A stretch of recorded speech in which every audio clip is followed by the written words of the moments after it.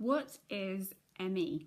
This is what I get asked a lot, particularly by Americans who probably know it under the kind of umbrella diagnosis of a range of conditions called chronic fatigue syndrome, which isn't a brilliant name, partly because it doesn't it represents a lot of different things, and partly because it sounds like, oh, I'm a bit tired all the time, which is not what ME is. So ME is a neurological illness, a disease, and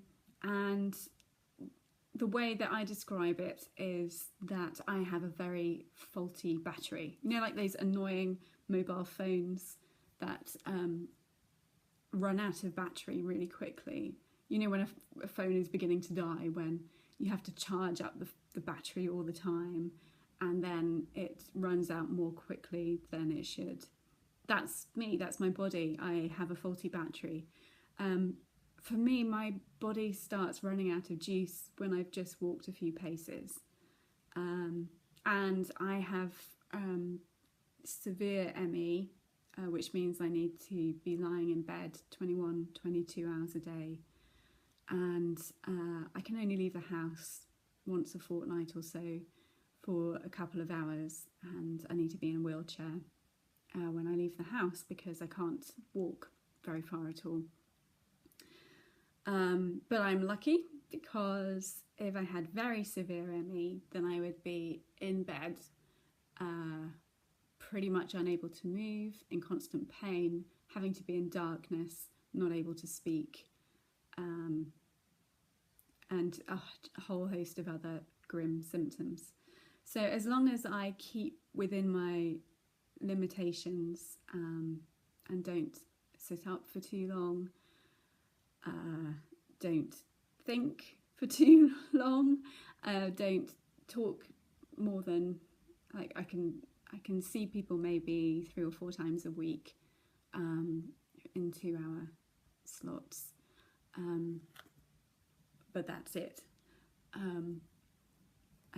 So as long as I stay in those limitations, in those kind of tightly regulated energy spends, then I am okay.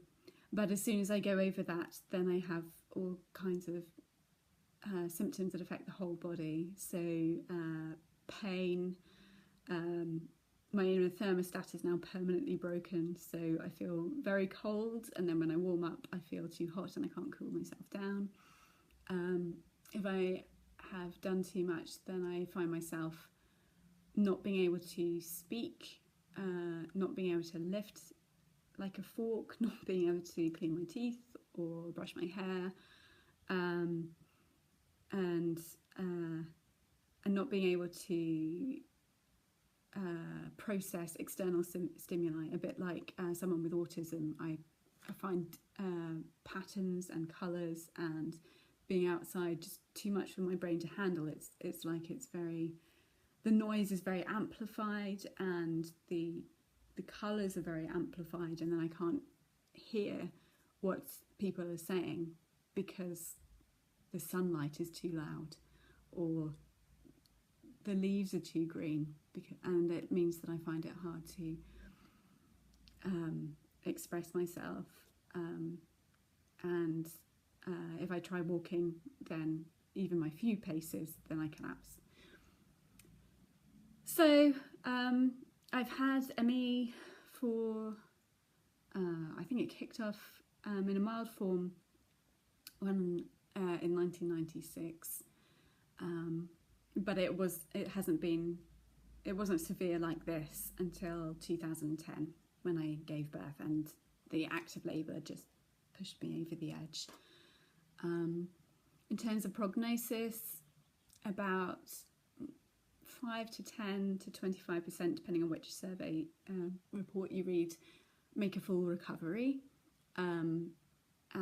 About 50% or so improve a bit, but just kind of generally stabilise and are constantly kind of relapsing and remitting. And sadly, 25% deteriorate and get worse and worse and worse and then die.